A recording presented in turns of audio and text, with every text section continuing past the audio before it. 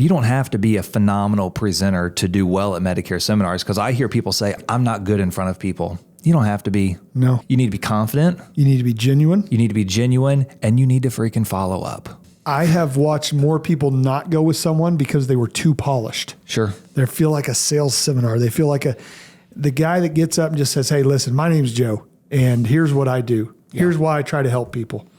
Here's what Medicare does. You mess up 3 or 4 times, whatever. People like real. They like genuine. They like, hey, this guy is out to really help me.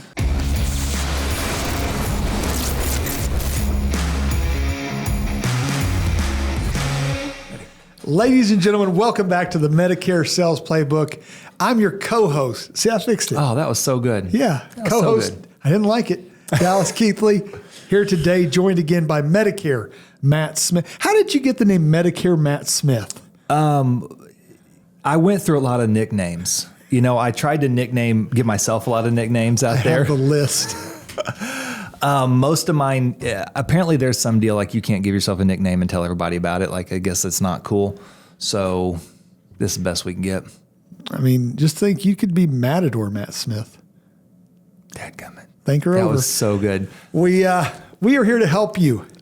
We need help ourselves. When are you going to let me do the intro? Never. We are here to help you increase your Medicare sales one play at a time. And we enjoy what we do. We love working together, and we want to work with you and help you. Most of our agents we have found are pretty new agents, right? What's the hardest part of Medicare sales? Having a sale to make. Getting in front of people. Yep. Right? And I'll tell you, I failed twice at this business because there was a lot of things. There may have been a little bit of lazy in there, hair loss, all that stuff, right? Stunted growth. But the main thing was I didn't have a system. Sure. I didn't have a way to consistently get in front of people. I treated Medicare and insurance in general like a lottery. Man, I hope somebody walks in the door today. I sure hope my uncle that has told me he's thinking about it. Yeah. I sure hope he thinks about it today and all that stuff. I didn't have a system to where I walked into the office and I knew, here's what I'm doing today. Here's the amount of people I'm going to see, and here's how I'm going to see them. Sure. So you came up with the idea of AEP's over. Right now, as we're sitting here, it is April. I had the date and I couldn't think of the number or the month. April the 10th. Yes. Right? AEP's over. It is. OEP's over. Barely. In 2025, SEPs are kind of like some days we have them, some days we don't. We may have some, we may not. I mean, today's a good day. Today's a good day. We got SEPs. But I've always said I would never build my book of business just on SEPs. No. Low income or moving, whatever, especially low income. And I'm not trying to be mean, but SEPs with low income are going to be more of a needy clientele. So I don't want more than 10% of my book being low income SEP. Well, and not just needy and not just needy, Rescue but me. not just needy. In the past, it's been unreliable. Mm-hmm. Not saying that the people are unreliable. I'm saying that I think you are. I'm not. I'm saying that the business, Dallas, that the business is unreliable because they could make a change back. I was going to say back when we were doing it. I mean, back in the day. Back in the good days when when they could switch once a month. Yeah. Now then it's once a quarter. Then it was once a quarter, and yeah. now it's just like everybody else. And so that's always been a block of business that people have a ton of those in their book. And I'm like, gosh, it's kind of like building your house on the beach, right? Yeah. I mean, like it might just looks good. Next quarter, it might be gone. Be gone. Yeah. Boy, that's a good analogy. Wasn't I think it? there's something in the Bible about that. But anyway, what we want to talk about is how to market. Yes. And guys, we talked about it on our last episode. We're doing Medicare Sales Playbook boot camps. We are. May 13th, May 14th. We're going to talk a little bit more about it at the end. St. Louis and Kansas City, respectively. This is something we're going to talk about in depth. Yes. So today we're just going to give you a little taste. Yep. And we want to invite you to the boot camp. We're doing other boot camps in other cities and all that stuff, but we're going to do just a little taste. So today, what we want to talk about, one way that you can get in front of people is by doing Medicare seminars. Yes. I've been doing Medicare seminars, helping people all over the country. I've been in Houston last week, Stockport, Ohio, the week before that. Where have you not been? Albuquerque is the one. So if you're in Albuquerque, no, I don't think I've ever done them in New Mexico, strangely enough. But I got dibs on the first ones in Hawaii. Bull. If you think I'm going to Stockport, Ohio and missing out on Hawaii. Anyways, back on track. I go around, and you've went with me. You went to Long Island with me, and did those. Had a great showing there. Yeah. We've done quite a few around the country. Why? First of all, let's talk about why should you do, and what we're talking about is turning 65 seminars. Yeah. So what would be the number one reason you would do them? I mean, so laying the groundwork there, what we're talking about is a Turning 65 educational seminar, not a sales presentation. We ain't writing apps there. We are just educating. We're not writing apps anywhere. We really just do it for the fun of it. We're just doing it for the fun. Somebody else can have the business. Yeah. And the dinners. I mean, the first reason why you do it is what an opportunity to get in front of a lot of people at one time. Yeah. And give them two things one thing they need and one thing they really want. Number one is something that they need is some education. And two, they enjoy a meal. Okay. I didn't know where you were going. And I was, you gave me a funny look. I was telling Adam like, hey, you still got the button, right? No, you're exactly right. Yeah. You're reaching out to people turning 65, inviting them to a dinner. Here's what I like about it, and we're going to be real transparent here for a minute. I had somebody say, well, what if you just get plate lickers? Plate lickers turn 65. They do. And they go on Medicare. Or they retire. They do all the things. They do all the things, and that's okay. Now, I'll never forget, I was doing a shout out to James Donnelly. I won't say his wife's name. I love Long Island. Yes. Because they are direct. If they do not like you, you do not have to wonder. Right. And we're at a seminar. We did 4 or 5 with James and his wife, fiance at the time, his wife now. And she walks up to a guy and she says, hey, you've been to 3 of these now. And he's like, yes, ma'am. I just really like it. She goes, when are you going to sit down with James? And he's like, oh, you know what? She goes, no, Tuesday or Thursday. Yeah. And he said, Tuesday. She goes, James, he's sitting down with you Tuesday. Right. Yeah. And so even plate lickers, sometimes you got to be a little blunt with them. Yeah. But she got the appointment. I mean, 3 steaks later. Yeah, 3 steaks later. Yeah. So we want to break down. And I'll throw in a third thing. Okay. You said they need it. You're getting in front of people that turn 65. They need it. They like the free meal. The third thing that I have found is it makes you the expert. It does. When you are done with if you do it correctly, when you're done with that seminar, you're like, they want to talk to you. They do. You are the expert now. You've proven that to them. So let's talk about, step 1 through whatever about setting up a seminar. Number 1 is finding a location. So when you're looking for a location, what are you looking for? The first thing I'm looking for is I'm looking for somewhere that's got a private room. We don't want a semi-private room we want to be able to close the door if at all possible. Yep. Because what we're going to be talking about, we need all ears and all eyes on us. And whenever there's that outside noise, it's very, very difficult to keep attention. And that person that doesn't really want to be there for the information, I want them to have to get up, walk to the door, open the door, and leave. Yes. Now, it'll happen. I've had it, but they're much less likely to do that than they are to just, if you're out in an open room and they just fake a phone call and get up and leave. Given the opportunity, I used to put my presentation up by the door. Yeah. So they got to walk through the camera. They got to walk the crowd and in front of me. They're making shadow puppets as they leave. Like, that's what I want. I always tell them, I'll leave the door open for you so you can come back. Yeah. Yeah. Thank you. Are you using the restroom? Yeah. I'm not that. Listen, I've been to some seminars where the guys be like, hey, where are you going? Like, Long Island again, man. I love those people. Oh, it was such a good time. It was fun. So first of all, you said semi-private room. I'll throw buffet. Private if private at all room. possible. Yeah, private room. Yeah. I want it to be able to hold about 40. 40 to 50 we found is our magic number, right? And then buffet. Yeah. Listen, guys, I'm a bit of a germaphobe. as I scratch myself like a drug addict. I'm a bit of a germaphobe. I hate buffets. Okay. However, the reason we say a buffet is because you don't have the waiter or waitress walking in every time going, who had the steak? The medium rare? Did you, sir, you with the medium rare. Did you have the medium rare? Right? And you're up there trying just like, if it's a buffet, I can release them. They go get, they can go back later, whatever it may be. The third thing is cost. Yeah. Got to stick around that $15 price point. Real easy. Yeah. And easier. It's getting harder. But those are the three things. Sure. We somehow end up at a lot of Golden Corrals. We do. This segment brought to you by, we should get sponsored by Golden Corral. I've been in almost every one in America. Germaphobe or not, don't say it. I like me a good buffet. I've been to almost every one in America. I don't remember the last time I ate at one. Okay. I can't do it, man. I saw a kid sticking his hand in the chocolate fountain. And you know what? I enjoyed that chocolate when I did that too. So, so something else that we want to look for. We didn't mention this. I'm speechless.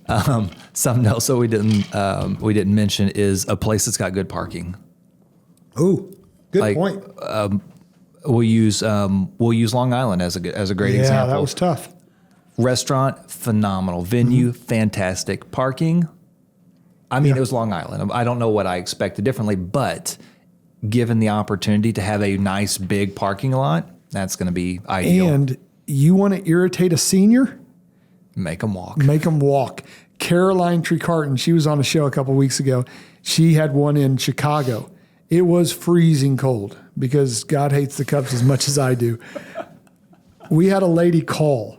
She's circling the restaurant. And she's like, listen, I wanted to come, but there's no parking, so I'm going home. And we're like, okay. But she still got the appointment, which was crazy. But yeah, that's a great point. So first you find your location. Yep. Right? Then once you have found your location, the person that I use the most, there's several different companies that do mailers. Google seminar mailers. You can find several different companies out there. The ones that we have used the most are a company called Steps to Success with Brian Steppen. And if you guys want his information, we can give it to you. Love to. What they do now is, so let's say, pick a city. Where are we at? Scottsdale, Arizona. Beautiful. I'm in Scottsdale, Arizona. I find my restaurant, right? Maybe I find one on the east side and one on the west side. Okay. Depending on how big the city is, or north, south, whatever. I'm showing you how little I know about Scottsdale. I find those restaurants. I reach out to Brian Stepp and I say, hey, I want to do a seminar in June in these two locations. Brian and his team will then look up people turning 65 within a 10-mile radius of those two locations. Now, when it comes to the timetable, if I'm doing a seminar in June, I do not want to reach out to people that are turning 65 in June or July. No. They've already taken care of it, right? So what he'll look at is people turning 65 August, September, October. He will add November if necessary, December if necessary, because he's going to want to know how much are we looking at here in order to mail, because the mailing is the most expensive part. Yeah. Right. So let's say I want to stick around 4,000. So he says, okay, Dallas, there are 4,200 people turning 65 in that area. Then he's going to ask me again, what's your location? What does the room hold? What are your dates? That kind of stuff. Once we then, and what's nice is Brian and his folks will have a postcard already made. They've got everything. Everything is ready to go. When you're doing a seminar, really quickly here, are you just going and doing one single presentation when you're setting that up with Brian, or are you doing multiples? How are you setting that? Because the mailing is the most important piece and the most expensive piece, I wanted to get as much as I can on one mailing. Okay. So that postcard I would like to do as far as times go. Like let's say I'm doing 2 on the east side, 2 on the west side. I'm going to do probably a Tuesday lunch, Tuesday dinner. Okay. Thursday lunch, Thursday dinner on the west side. Because one, your lunches are always going to be less. Yes. They're gonna cost less, and you're gonna have less people show up. But that's okay, especially if you get into a cold place where it gets dark around 6 o'clock or whatever. Seniors do not want to go out after dark when it's cold. So you want to give them an option of lunch. You also have to give an option for dinner because most people are working past 65. They are. Right? So I'll start my seminar around, I like to start seminars at 11 for lunch and 6 for dinner. 11 for lunch because you're there before it gets busy. 6 for dinner, it shouldn't be too busy yet. Sure. Plus you're giving them time to get off of work, maybe go home, take a shower, and then come to the seminar. What's your thoughts? So I'm glad you brought that up. What's your thoughts on the timing? Because I love 6 o'clock. I don't like 6:30. I don't like 7. It seems like I went somewhere and we did a 6:30 or a 7 seminar. I did an oddly late seminar. I love 6 o'clock. I'm trying to think of who it was that talks about this. But it does not, I mean, yes, they could go home. But once somebody goes home, how difficult it is for them to get back in their car. Yeah. So it almost creates that necessity that I can't go home. I'm just going to go straight after work. Yeah. I can't go home. I can't put on my sweatpants. I can't sit on the couch and watch TV because I'm going to tell you what, when I get home. If I sit down, I'm not getting up. No. Yeah. I am not leaving. I'm with you. Maybe for a free dinner. Probably not even then. Not at Golden Corral. I'll tell you that much. So we are no longer sponsored by Golden Corral. You're exactly right. And when you think about seniors, and I think I can say this because as I've gotten older, if somebody calls me and says, hey, we're going to a movie, it starts at 8:45. Not a chance. Are you kidding me? 8:45 p.m.? Like, I am lucky to make the news at 10 o'clock before I'm in bed. Sure. So as people get older, plus you get up at 4:30, 5 o'clock in the morning. You don't want to be out real late. So we picked the 6 o'clock. Now know this, if you start 6 o'clock, one, you got to show up at 5. Start setting up the room, all that. You are not leaving. You are not starting at 6. No. Because people are showing up from 5:15 to 6:15. Yes. Right? So. And you will have people there 45 minutes before it starts. Yes, you will. So just be ready for some interaction. I was going to say some exciting conversation, but yeah, interaction is probably a better way just to say it out there. Yeah. We had a lady yesterday. We were in Topeka, Kansas, and she showed up we started at noon. She shows up at 11:05. And just nice lady, you know. Sure. And sometimes folks are lonely. I get that. And so, but we talked to her for a long time, and Michelle will get her as a client. But so you pick the location. You reach out to Brian. Brian sets up the mailer. It goes out to those 4,200 people. Now, you need about 5 weeks from the time the mailer goes out until your seminar. So that if you're doing it June 10th, it has to go out the first week of May at very latest, so that you're getting that in there. Because the worst thing that could happen, and I've had this happen before, not with Brian and his team, you go to the seminar, and then a week later, the agent gets called saying, hey, I just got your mailer. Yeah. You know, and you're like, man, I just wasted $2,000, right? Because the mailer is going to cost you 60 cents a piece. So you mail those out. So you mail those out. People show up, you do the presentation, and guys, we don't have enough time on here to break down every aspect of the presentation, all that stuff. What we cover during the presentation is typically this, and I have the full presentation. I'll share it with you. If you're interested, please reach out. We cover what is Medicare? Yes. A and B. Mm-hmm. What does it cover? What does it not cover? Now, here are the two things that we can cover with Medicare A and B. Or I'm sorry, that we can cover with the Advantage Plan or a supplement. That's it, really. Yeah. And then we have a form that they fill out that says, yes, please contact me, or contact me later, or no, I do not wish to be contacted. Like you said, the important things. No, it's an educational seminar. I have people ask me all the time, don't you have to register these? Not if it's educational. You have to register a sales seminar. You do. You don't have to register educational. As you've seen these done and stuff like that, what has typically been the response rate? If we go over rates and stuff like that. If I mail 4,200 people. I mean, I think we probably lean closer to a 2% response rate, but we always quote 1%. We always quote low. Yeah. So 42 people show up. Yeah. Right. 80% of those, 80-ish% of those, we're gonna expect to show up. Sometimes they all will, but we're gonna bank on 80%. Okay. So I don't know what 80% of 42 is, though. 38. Don't look it up. That sounds really good. I think it is 38. So 38 people are gonna show up. Sure. How many of those are we gonna close? Who's presenting? You or me? Just You. kidding. If it's me, like 6. No, I'm just kidding. Percent. If it's, okay, yesterday we did a seminar in Topeka, Kansas. We had 17 people show up. We had 15 people say, yes, I want to sit down with you.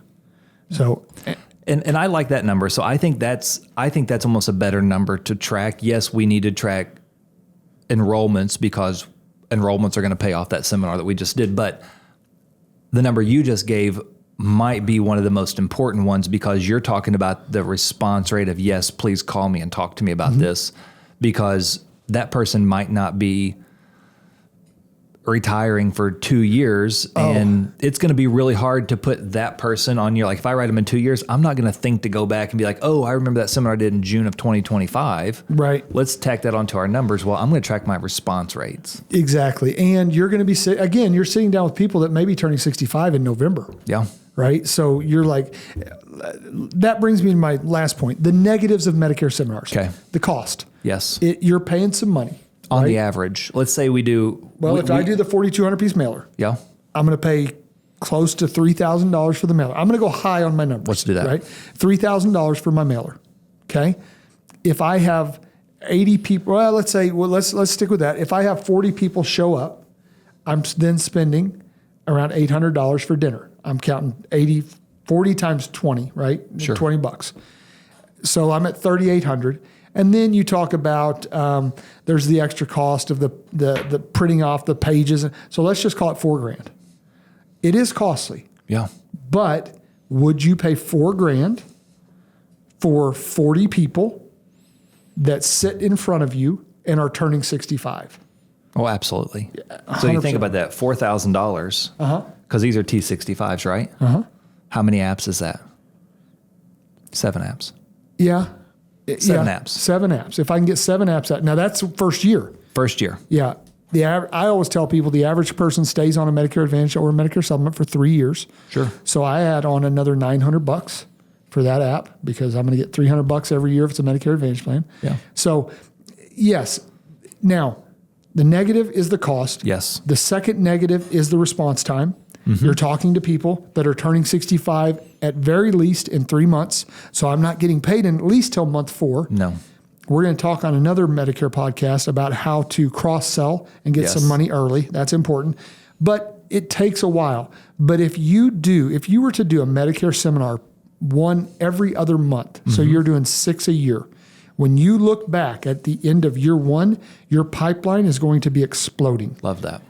I've even written people 3 years after I did a seminar because I did a seminar. The husband and wife came. He was turning 65. He did not fill out a form. He's like, no, thank you. Or he may have said, no, I don't know. I didn't get his business. 3 years later, his wife calls me and says, hey, you're the seminar guy. I've had your card in my wallet and I'm turning 65 next year. And I'm like, holy cow, I haven't done a seminar in forever personally for me. So the negatives, it takes some time, but boy, it fills that pipeline up. Love it. Can we talk about a few after we talk about it? Do we have any more negatives we need to talk about? No, I don't think so. I think that's it. What are some key things to think about if you're going to talk about having a successful seminar? There's 3 things. Okay. Follow up, and follow up. Okay. Honestly. You heard it here. I see people failing at seminars more. Maybe they don't do a good seminar, but you're going to get better as you go with seminars. The number one reason people do not do seminars on a regular basis is they have 40 people sit down with them. They call 4 or 5 of the ones that turn in the form.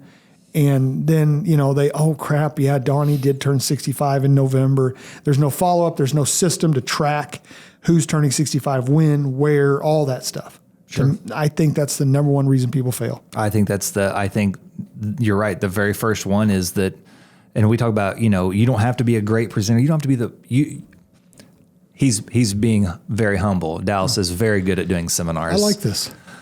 Well, this Thanks, is the sir. only time I'll ever I know, say I'm it. uncomfortable. And the good thing is that videos on YouTube are only there for like 2 days. They're not there forever. Yeah. So Dallas, you are very good at doing seminars. Thanks, sir. But not everybody is going to be as good at seminars as you.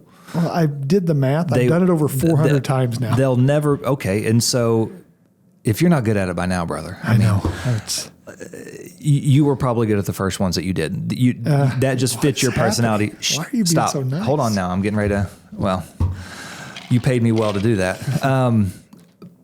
But we have a lot of people out there who are going to be mediocre presenters at the very best after doing it a bunch of times. You don't have to be a phenomenal presenter to do well at Medicare seminars, because I hear people say, I don't want to do seminars because I'm afraid of being in front of people. Well, you'll have to figure that one out. But the other one is like, I'm not good in front of people. You don't have to be. No. You don't have to be. You need to be confident. You need to be genuine. You need to be genuine, and you need to freaking follow up. Yep. Like, follow up. That's it.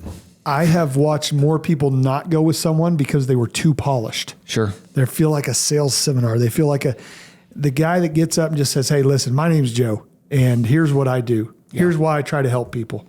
Here's what Medicare does. You mess up 3 or 4 times, whatever. You laugh about it. I went and listened to a seminar in Northwest Arkansas. It was a 2-hour seminar. That's a long seminar. Keep them under an hour, guys. That's a long seminar. But people's eyes were focused. They didn't get up and leave. They didn't move because he just stood there and said, hey, here I am. Right. He wasn't a polished presenter. It was a mediocre presentation. And my gosh, they had all eyes on. People like real. They like genuine. They like, hey, this guy is out to really help me. So, guys, if you want to know more about doing seminars, come to a Medicare Sales Playbook BootCamp. You can reach out to us and all that stuff, and I'll help anybody I can. Like I said, we're going to be in St. Louis May 13th. We're going to be in Kansas City May 14th. I believe then the next ones after that are Oklahoma City and Tulsa. And then we're coming to Nashville. We're coming to Memphis. We're coming to Little Rock. We're coming to Fayetteville. We're coming to Des Moines, Iowa. We're coming to Omaha, Nebraska, Columbus, Ohio, Cincinnati, Ohio. So we're going to be all over the place. If you would like to have a Medicare Seminar Boot Camp in your area, reach out to us. If it's cold, we're going to say no. But if it's a nice place that we want to go, there's a good chance we may come do it. I mean, I like Scottsdale. I do love Scottsdale. Yeah. And Hawaii. Listen, I don't know what language they speak in Hawaii. I'm just kidding. But they like tall guys, so sorry, Dallas. I know. Well, we're not going there. Guys, thank you very much for watching the Medicare Sales Playbook. We appreciate you guys liking, subscribing, commenting, all that stuff, and reaching out. We've had a lot of people reach out and say, hey, we appreciate you. We've had people reach out and say, you know what? I don't care for you. That's all right. I still love my kids, but we want to hear from you and make sure that we are giving you the bread and butter that you need and want and like. So have a comment. Matt, great job today. Thanks, buddy. It was a good time. Always. Guys, thanks for watching the Medicare Sales Playbook. We'll see you next time.